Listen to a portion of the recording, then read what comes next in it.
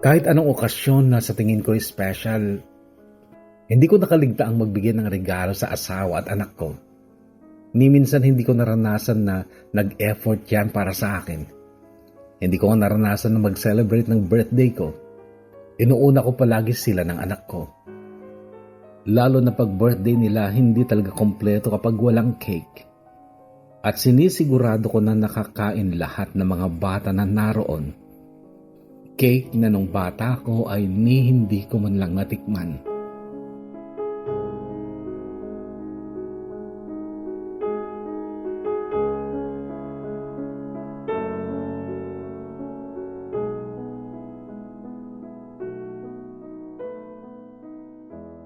Gusto ko makaipon ng mas malaki para sa plano kong negosyo at mapaaral mga pamangkin ko ng college. Nagsubok akong mag-apply abroad. Natanggap naman ako kaagad. Pero bago ako nakaalis, pinagdaanan ko ang sobrang hirap. Maliban sa panggasto sa mga papers, medical at training, meron pang placement fee at iba pa. Kaya nag-iwan ako ng malaking utang sa lending. Isang buwan bago ang flight ko, sinulit ko ang time na kasama ang mga anak ko. Pinasyal ko sila, nag-swimming kami, hatid sundo sa school, kakain sa labas, nagbabanding. Sa tuwing aayain ko ang tatay nila, laging sagot ay, kayo na lang. Nag-birthday si Vic bago ang flight ko, hinanda ko lahat ng paborito niyang pagkain. Meron din akong regalo sa kanya. Nag-swimming kami at alam kong napasaya ko naman siya sa birthday niya. Magkasunod lang birthday namin ni Vic, Kuya Bono, parehong buwan. Nung birthday ko na, hindi man lang siya umuwi. Tinext ko pa na sundan niya kami sa spring resort dahil gusto ng mga bata na magtampisaw. Bumili lang ako ng lechong manok at mga kakanin para doon na mag-lunch. Pero busy daw siya sa trabaho nila at hindi siya makakauwi. Kinagabihan, nagtambay ako sa balcony ng bahay namin. Nakatingin sa buwan, nagbakasakali na sorpresang uuwi ang asawa ko. Inabot na ako ng hating gabi. Sabi ko pa, sana mawala na lang yung pagmamahal ko sa asawa ko, Lord.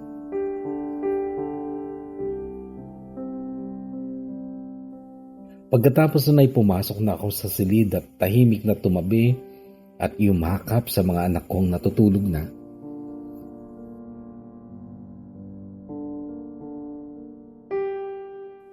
One week bago ang alis ko, natanggal si Vic sa trabaho at hindi ko alam ang dahilan.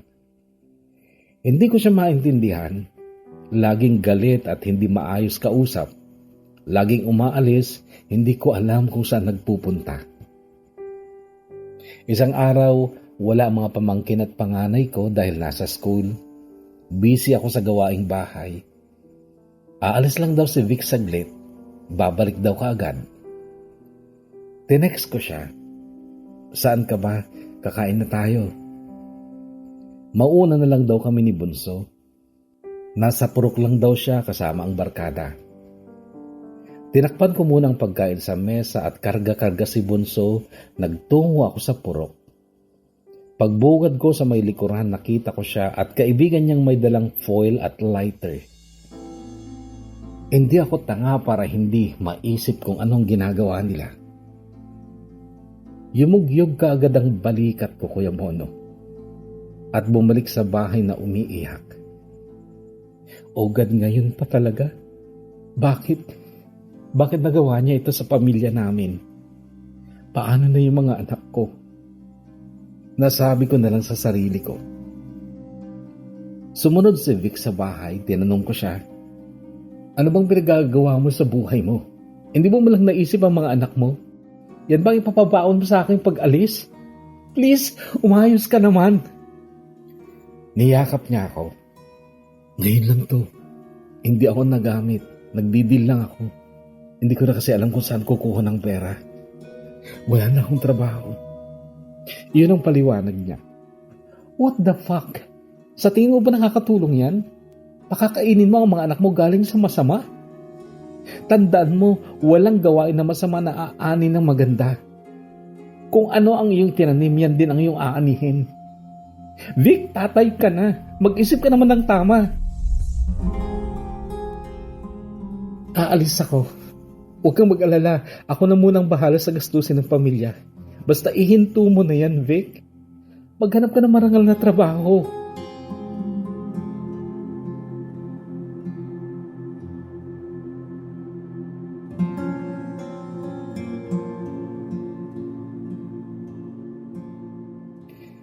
Isang araw bago ang pag-alis ko, gusto ko sana na mag-usap kami ng masinsinan. Pero 10 p.m. na ng gabi, hindi pa siya umuwi. Ang ayos ng usapan namin na ihahatid niya ako sa airport bukas ng madaling araw. Tinext ko siya, umuwi ka na at maaga pa tayo bukas. At kasunod nun ay pumikit na ako. Nalimbungatan ako sa halik niya. Nanibago ako sa mga galaw niya. Tumabi siya sa akin at maya-maya ay may narinig akong motor sa labas ng bahay namin. Tinawag siya. Pare. Lumabas ka agad si Vic. At maya-maya ay pumasok ulit sa kwarto. Ang sabi niya sa akin, meron silang dala na 2 grande. Samahan ko lang sila. Promise hindi ako iinom. Umiyak na lang ako sa inis. Alam mo yun, aalis na nga ako bukas, barkada pa niya ang inuna.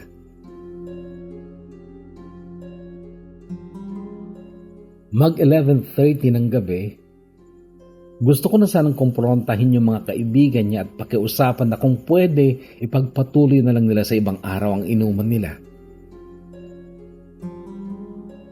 Pero paglabas ko wala akong nakitang tao sa balcony. Maulan, madilim, may kulog at kidlat pa nung gabing yon. Inikot ko yung bahay sa pagtatakang bakit sila nawala. Sa may kusina ako dumaan, nakita ko yung isang kaibigan niyang nagsindi ng foil, nakatago sa sulok ng kusina. Sinigawan ko. Buwisit kayo? Dito pa talaga sa bahay? Hindi ko na alam kung anong mararamdaman ko noon. May nakapa akong patpat. Ihahampas ko sana sa barkada ni Vic pero nasa likod ko pala si Vic. Niyapos niya ako sa braso niya. Bitawan mo ako mga peste kayo. Sigaw ako ng sigaw. Demonyo kayo, mga wala kayong utak. Nung nakawala ako sa yapos ni Vic, ang bilis ng takbo ng puta bago ko pa mahampas. Kaya pinagpapalo at sinipa ko yung motor ng barkada niya na nakaparking sa labas hanggang sa ito ay natumba. Basang-basa ako sa ulan, para akong nasasaniban ng masamang espiritu sa galit at sakit sa dibdib ko. Tumakbo ko sa kalsada nang hindi ko alam kung saan patungo, Kuya Bono. Madilim, maputik, may kulog, kidlat. Sinisigawan ko pa rin yung barkada niyang kumarimpas ng takbo. Nagising ang kapatid ni Vic. Pareho silang nakamotor na sinundan ako. Nagtago ako sa may nyugan. Noong nakalagpas na sila sa akin, dali-dali na akong bumalik ng bahay.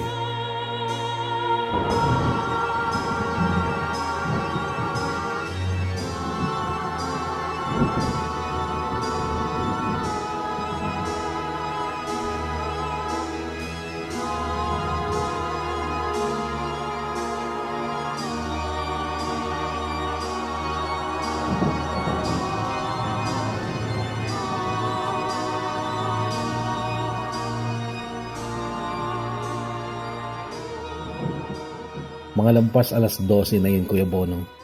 Pagpasok ko sa bahay ay nagising na ang mga pamangkin ko at ang anak ko dahil siguro sa lakas ng mga boses namin kanina.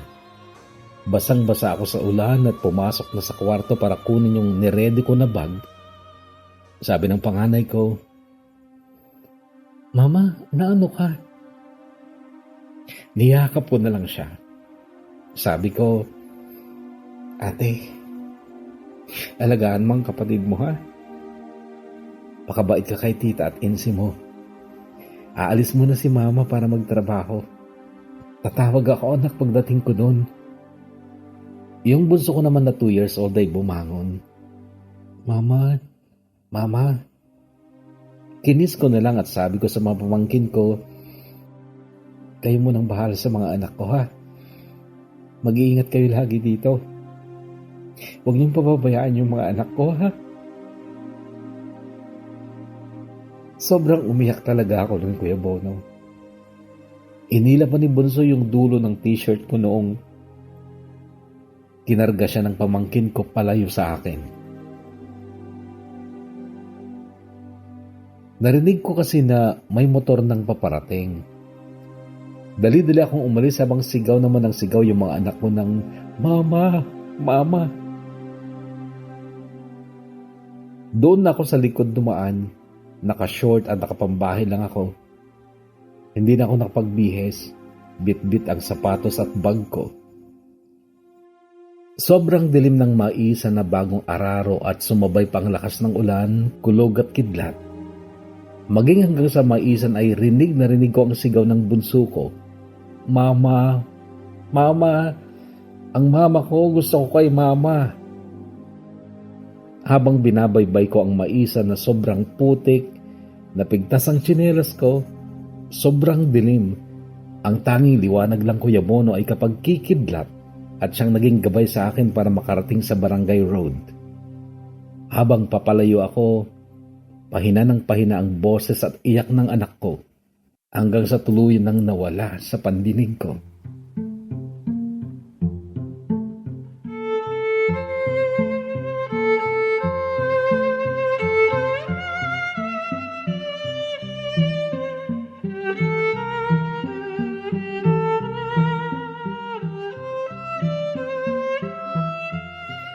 Walang mapaglagyan ng bigat at sakit sa aking nararamdaman.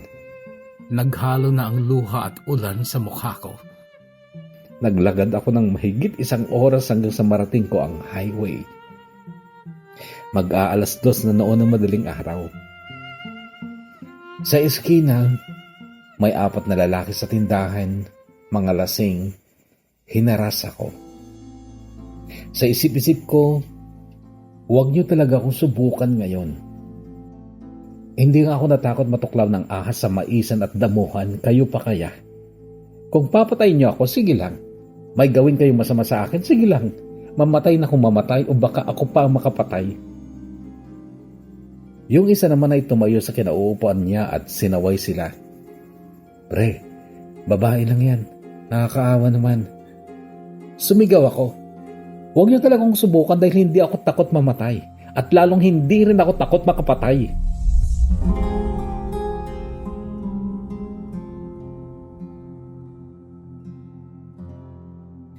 Sa may sirang barangay hall sa highway, doon ako nagbihis. Hinugasan ko lang ang putik sa paa sa tagaktak ng ulan sa pasilyo. Tsaka ako nagsapatos kahit basa. Ang usal ko noon, Lord, hindi ko na alam kung kakayanin ko pa. June 18, 2015 ng madaling araw, meron akong natanggap na text galing kay Vic. Sabi sa text, mag-iingat ka. Huwag mo alalahanin mga anak mo. Hindi ko sila pababayaan. Sorry. Mas lalo akong naiyak. Maya-maya pa ay meron ng bus, first trip. Nagpara ako at sumakay. Lord, paalis na ako. Ikaw lang talaga ang meron ako. Sana po, gabayan mo ako lagi. Bulong ko sa sarili ko pag akyat ko ng bus.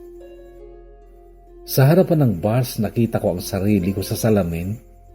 Sobrang pagod at stress at mugto ang mata. That time, hindi na ako umiyak. Tinatagan ko na lang ang sarili ko. Pakatatag ka, Yvonne. Umpisa pa lang to. Malalampasan mo rin lahat to.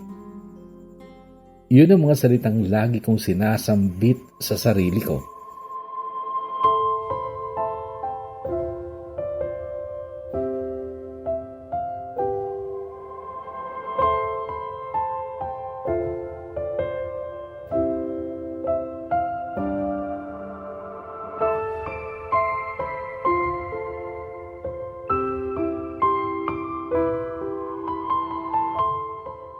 Mabait ang mga amo ko sa Taiwan, Kuya Bono. Pamilya ang turing nila sa akin. Wala akong problema sa pagkain dahil lahat nakakain ko. In short, maayos ang kalagayan ko sa amo ko. Ang pinagsikapan ko lang na i-handle ay ang pag-aalala at pangungulila ko, lalo na at iniwan ko ang mga anak ko sa ganong ayos. Mahirap labanan ng homesick, pero kailangang magpakatatag. Mga unang taon ko sa Taiwan ay napakahirap. Hindi ako nahirapan sa trabaho kundi doon sa problema sa Pinas. Sa mama ko, na-confine na may throat cancer stage 4. Si Vic, patuloy sa bisyo at worst, ay nagsama na sila ng bagong kabit niya sa bahay namin 4 months mula nung umalis ako. Binenta niya ang mga gamit sa bahay na pundar namin. Nakaka-stress at nakakamatay ang walang katapusang pasakit ng asawa ko. Parang pinagpasan ako ng krus na sobrang bigat. Yung feeling na imbis na tutulungan ay dumagdag pa sa mga pasanin ko. Hindi rin masukat ang pag-aalala ko sa mga anak ko. Kailangan ko pa rin magpatuloy araw-araw sa buhay dahil paano na lang ang mga anak ko kung susukuan ko. Meron pa akong pamangkin na pinag-aaral sa college at si mama. Pinaalis ko ang mga pamangkin ko at mga anak ko sa bahay namin ni Vic for their safety. Babae pa naman ang mga anak ko at mga pamangkin ko. Wala na sa ayos sa pag-iisip ng taong nagbisyo. Doon ko sila pinatira sa bahay ng parents ko. Alam ko nakadagdag pa sa perwisyo lalo na sa ganong ayos ni mama. Minsan naisipan ko na lang na tumalon sa balon sa likod ng bahay ng amo ko. Pero every time na maisip ko yun, nagsusorry ako kay God. Sinasabi ko na lang na, Lord, hindi ko man maintindihan kung bakit nangyari sa akin ang lahat nito pero alam kong may dahilan ng lahat. Ikaw na pong bahala. Sana palakasin mo pa ako. Siguro dahil sa stress at walang maayos na tulog, nawalan ako ng gana sa pagkain. Nilabanan ko yun. Kumain pa rin ako dahil kailangan. Nagkasakit ako at maraming beses akong pabalik-balik ng ospital para sa gamutan. Kung dati ginusto ko nang mamatay dahil sa dami ng problema, noon ay pinagpipray ko naman na pagalingin niya ako dahil kailangan pa ako ng mga anak ko.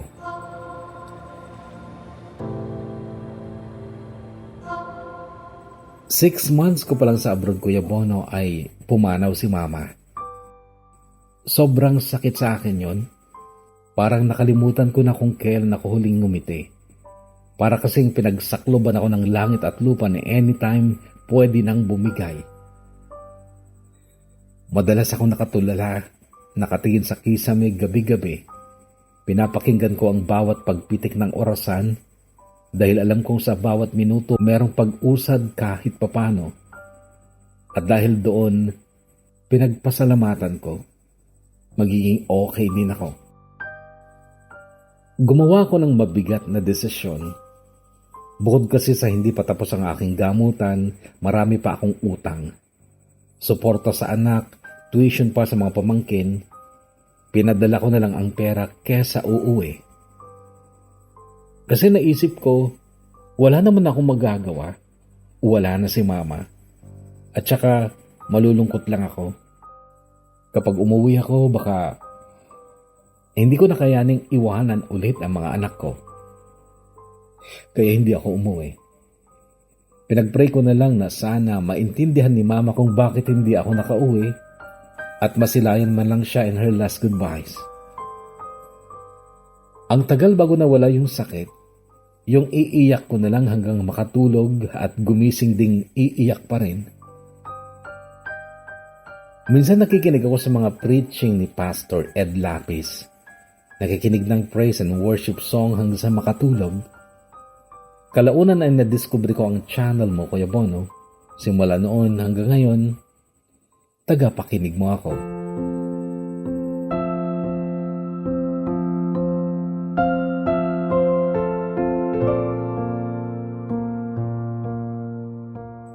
Anyway, kasabay ng pagkawalan ng iniinda kong sakit, unti-unti ko na rin natanggap na lahat naman tayo ay mamamatay. At least ngayon, hindi na mararamdaman ni Mama ang sakit. Isang buwan pagkatapos pumanaw si Mama, dumating ang balita sa akin na natokhang si Vic at ang kabit niya.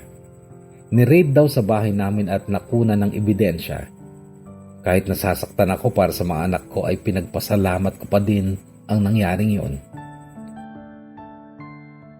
Sa kabilang banda naman, matapos ang aking mahabang gamutan, sa hindi mabilang na ultrasounds, endoscopy, CT scan, MRI, sa wakas ay gumaling din ako.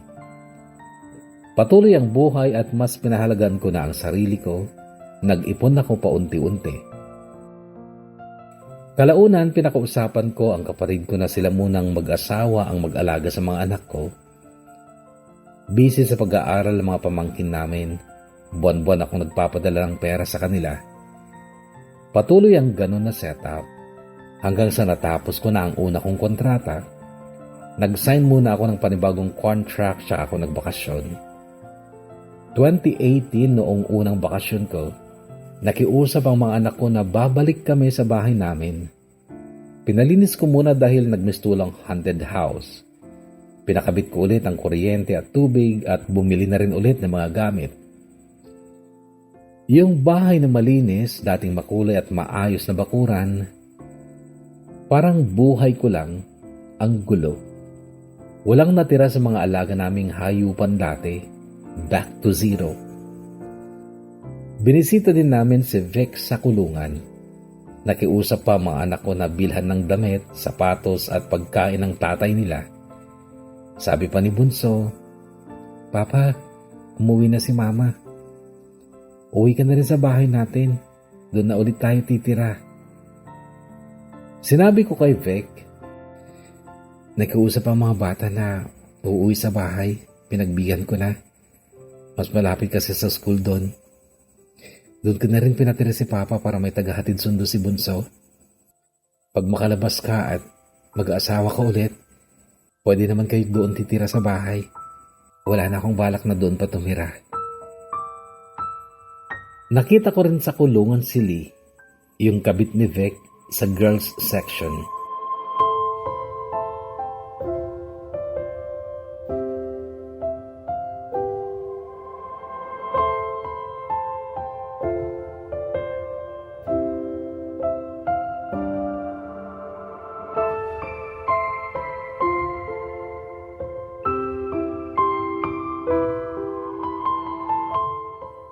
Bumili ulit ako ng motor na panghatid sundo sa mga estudyante dahil yung dalawang motor na napundar namin dati, nadali nung raid nila sa bahay.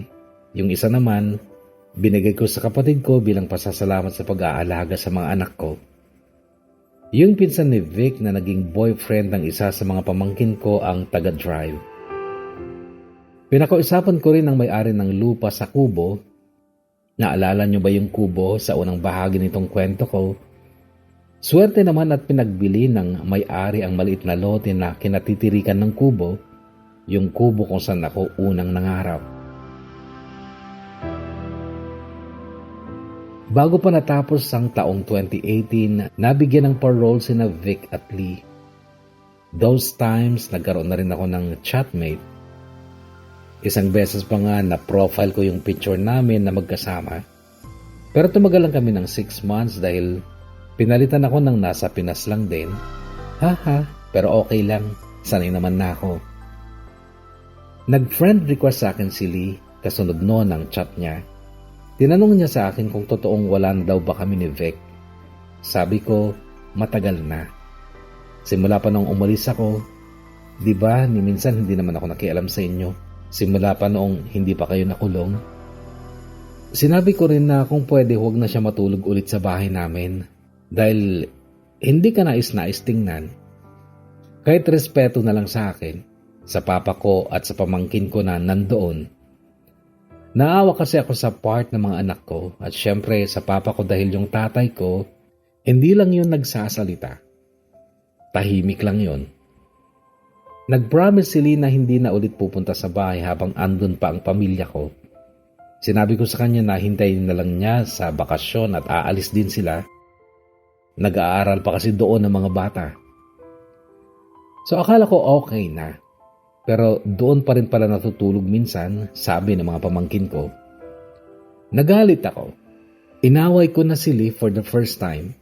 Sinabi ko na wala siyang isang salita, na atat siya at hindi makapaghintay. Sinabi ko rin, napaka-insensitive nila. Parang hindi siya nanay.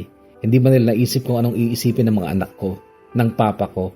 Saan na ba ang kanilang mga respeto? Nag-away na rin si Vic at mga pamangkin ko. Si Papa never nakikialam. Pero alam ko na nasasaktan yan para sa akin. Pinalayas ni Vic ang mga pamangkin ko. Umalis kaagad sila kasama si Papa. Naiwan ang mga anak ko kay Vic kaya napilitan akong kontakin si Vic for the first time. Ang gulo ng isip ko noong mga panahong yon. Tinawagan ko ang ate at manang ko sa Agusan.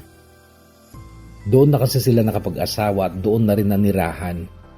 Sabi ni ate, merong bahay at lupa na binebenta dito, baka gusto mo. Pinakausapan ko si ate at manang na makibalita baka kaya sa budget at bibilihin ko. Yung inipon ko na pera pampatayo sana ng bahay sa lugar na malapit sa parents ko, ay binili ko na lang ng bahay at lupa sa Agusan.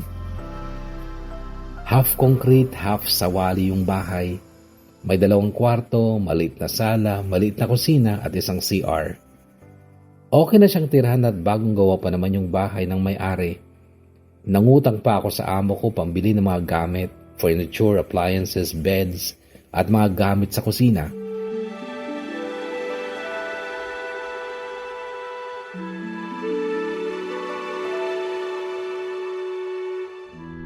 Noong bakasyon na, binalak ko ng kunin ng mga anak ko. During that time ay nakatapos na rin ang isang pamangkin ko ng college. Sinabi ko sa kanya, siya nakako ang tutulong sa kapatid niya which is 3rd year college na that time. Then eventually ay pagtulungan na lang nila ang bunso nila na makapagtapos din ng college. Kukunin na sana ng ate ko ang mga anak ko papuntang Agusan. Ayaw nilang sumama. Ayaw nilang iwanan ang tatay nila at ang bahay namin doon. Naintindihan ko naman ang mga anak ko dahil alam kong sabik sila sa kalinga ng magulang. Spoiled kasi mga anak ko kay Vic at binibigay kung ano mga gusto nila. Iba pa rin kasi yung feeling na pag isa sa mga magulang ang kasama ng anak kaya naiintindihan ko sila. Sasama lang daw sila sa Agusan kung kasama nila ang tatay nila.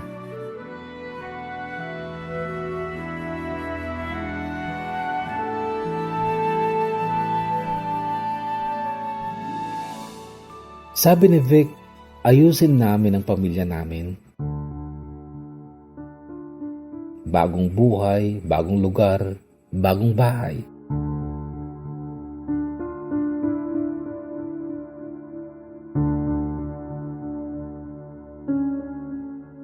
Ang mas kainaman sa bahay sa Agusan ay sobrang lapit lang sa school, elementary at high school. Malapit sa bilihan, simbahan at nasa gilid lang din ng kalsada ang pwesto ng bahay namin. Akala ko maaayos na lahat, pero ganun pa rin pala. Wala kaming regular na communication na Vic at mag-uusap lang kami tuwing oras ng padala. Tanging mga anak ko lang ang minsanang makakausap ko. Hindi na rin ako nagpilit dahil sa totoo lang, nawalan na rin naman ako ng amor sa kanya. For the sake of our kids na lang kaya pumayag ako sa ganong setup.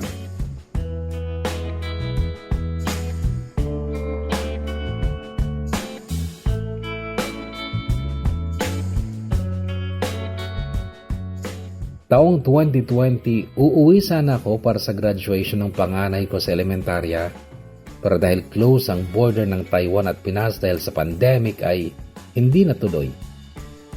Yung pera na ipangbakasyon ko sana ay pinang-renovate ko na lang sa bahay. Pinagawa kong 2 palapag. 3 kwarto sa itaas para pagbibisita ang mga pamangkin ko may kwarto na sila. May salas at CR din sa taas at higit sa lahat malaking terrace. Sa baba malaking salas, 1 kwarto na may CR, dining, kitchen, dirty kitchen, labahan at common na CR. Sa harapan naman ay may tindahan at balcony.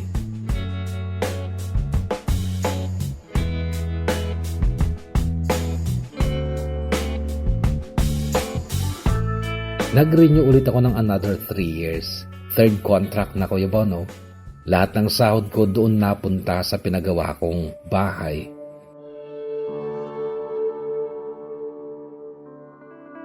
Nag-invest ako ng tindahan sa paniniwalang baka makatulong sa gastusin nila araw-araw. Pero 2 buwan lang itinagal at hindi na nagawang i-rolling yung pinagkapital. Sa inis ko, tiniis ko na hindi na magpadala.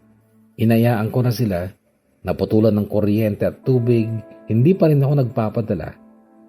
Sa tagal kong nag-abroad ni minsan hindi ako pumalyang magpadala buwan-buwan, noon lang time na yon. Kalaunan, umalis si Vic sa bahay namin at naghanap daw ng trabaho. Hinayaan ko na. Nagpapadala naman daw siya ng pera para sa mga bata paminsan-minsan. Malalaki naman na ang mga anak ko at may kapatid naman akong tumitingin sa kanila. 5 taon mahigit din, Kuya Bono, na hindi ako nakauwi ng Pilipinas. Kaya, naisipan kong magbakasyon.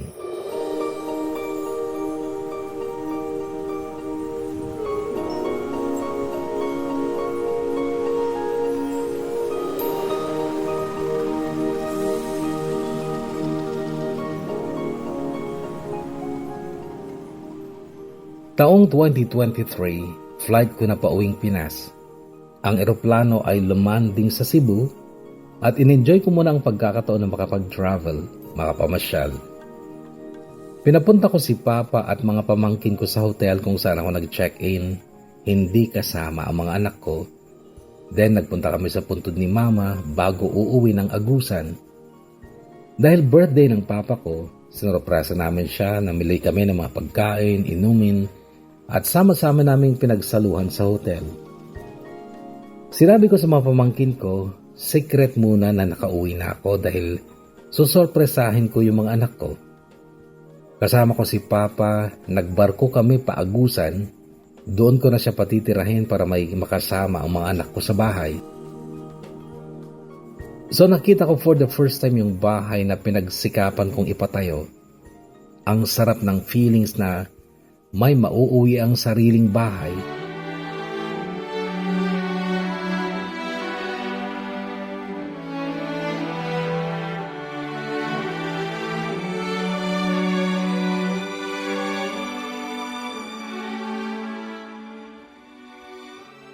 Iniwan ko lang yung luggage ko sa pintuan ng bahay at pinakiusapan ko si Papa na siya muna ang bahala doon.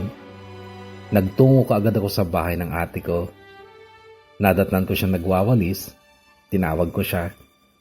Ate, ate. Nagpalingalinga siya hanggang lumingon sa akin.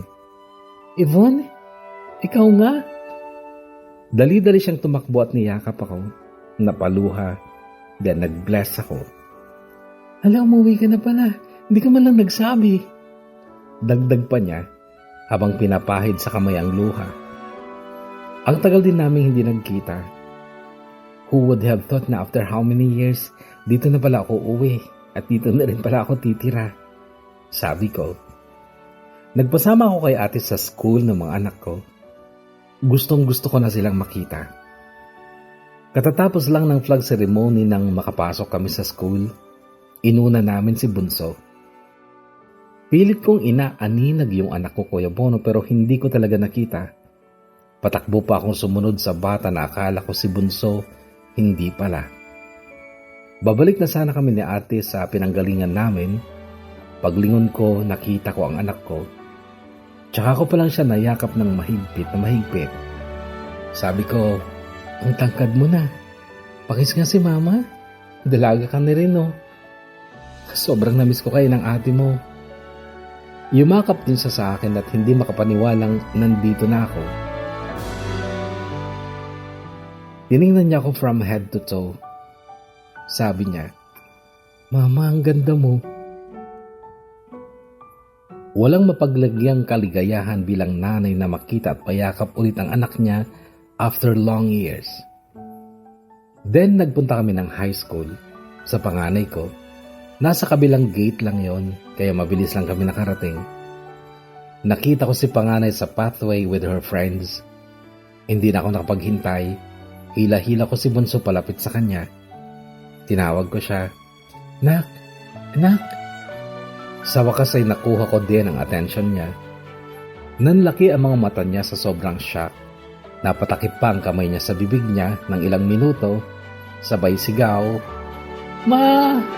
Mama!"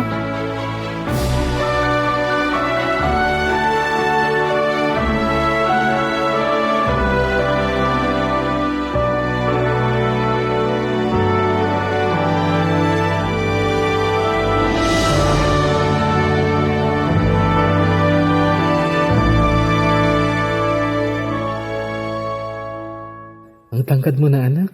Mas matangkad ka pa sa akin. Napakagandang dalaga naman ang anak ko. Nagyakapan kaming tatlong mag-iina. Naiyak naman ang kapatid ko na nakamasid sa amin.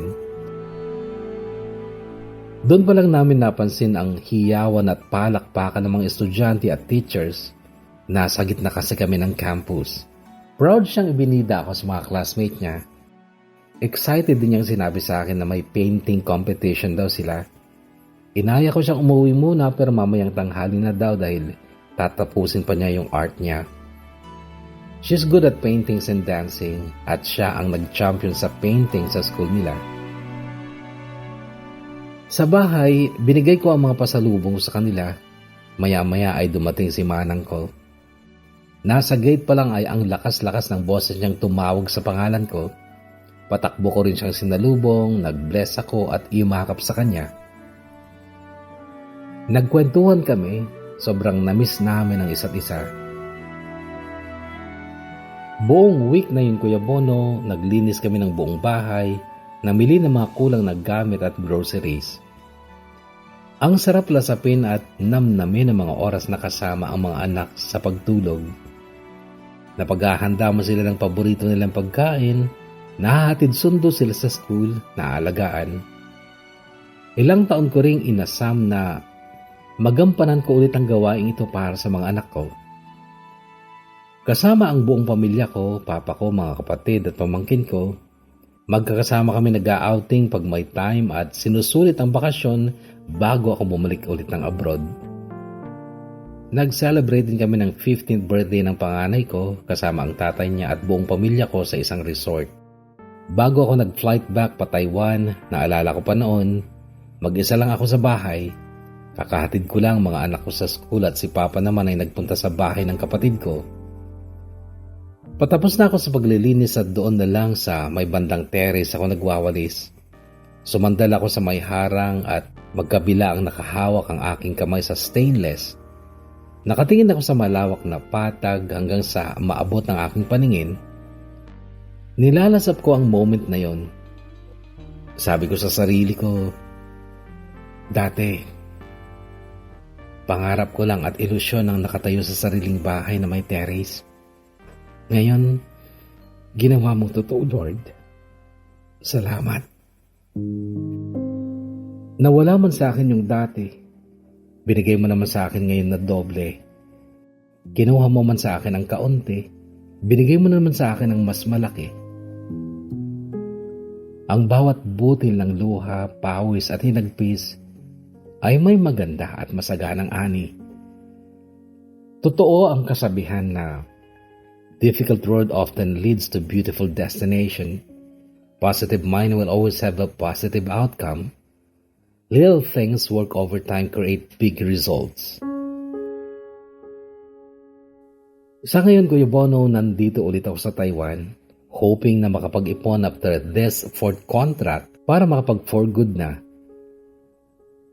May nagpapasaya naman sa puso ko, and that's another story to tell.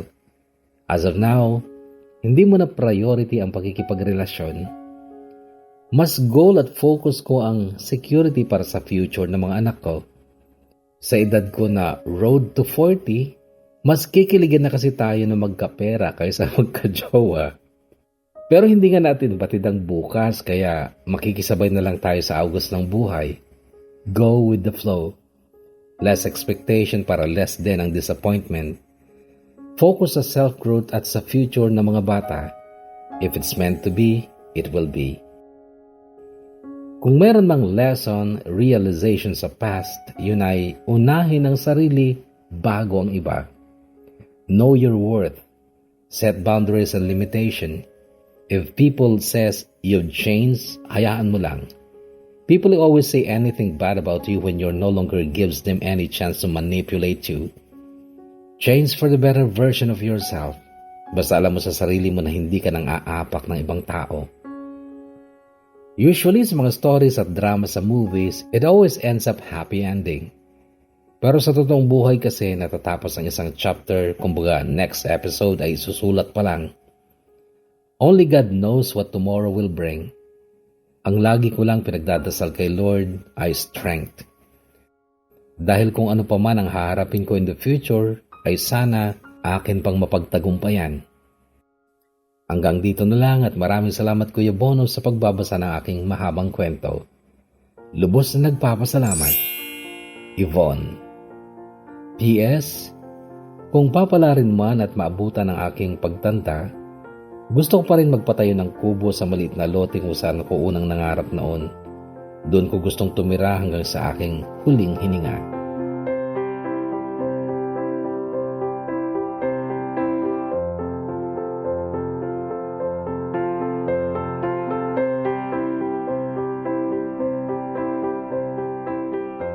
So, tama nga mga kahugot, hindi ba? Love is sweet, pero sometimes painful. At sino pa ba sa inyo ang dumating sa point na hiniling mo na kay Lord na sana mawala na lang yung pagmamahal ko sa Kanya? Napakasakit nga naman and I do hope na karamihan sa atin ay nakarelate sa kwento ito ng kahugot natin na si Yvonne. And kapag mature na nga talaga ang isang tao ay parang yung pag-ibig na nawawala. Like, di ba? Sabi niya, meron naman daw siyang kachat dati pero pinagpalit siya sa nasa Pinas lang din. So parang ganoon na lang kadali, di ba? Nagmamature din talaga ang puso. And natawa talaga ako, hindi ko napigilan sa sinabi ng kahugot nating si Yvonne na kapag ganitong age ay sa pera na kinikilig. Okay?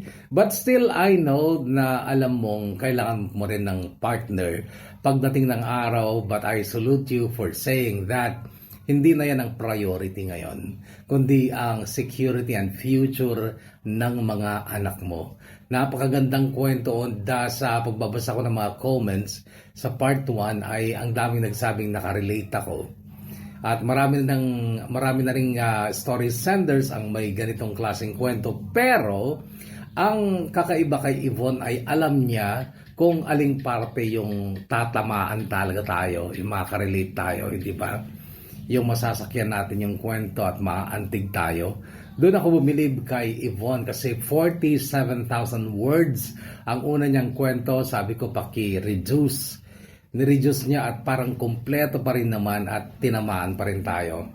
It's a job well done, kahugot, na Yvonne sa pag-summarize o pagpapaiksi ng letter mo at lalong-lalo na job well done sa ginagawa mong efforts ngayon at pagsisikap para sa security and future ng mga anak mo. Saludo ako sa iyo.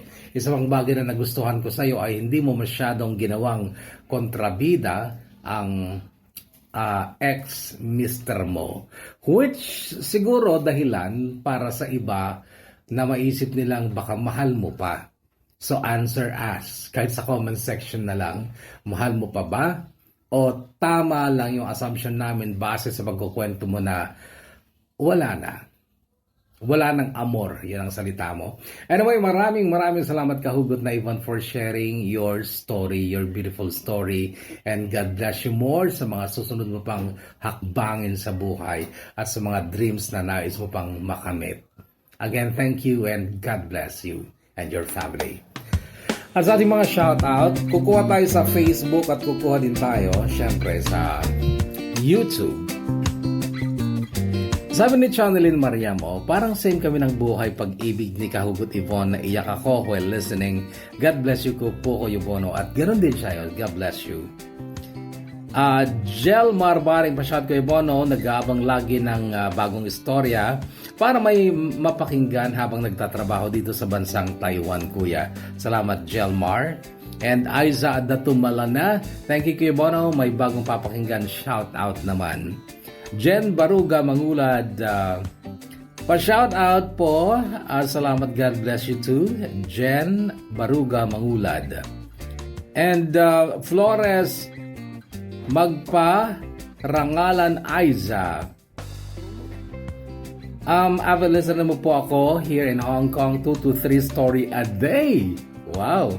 Napakinggan ko habang naglilinis pa. Shout out po ang family Villat Flores dyan sa Ilocos Sur.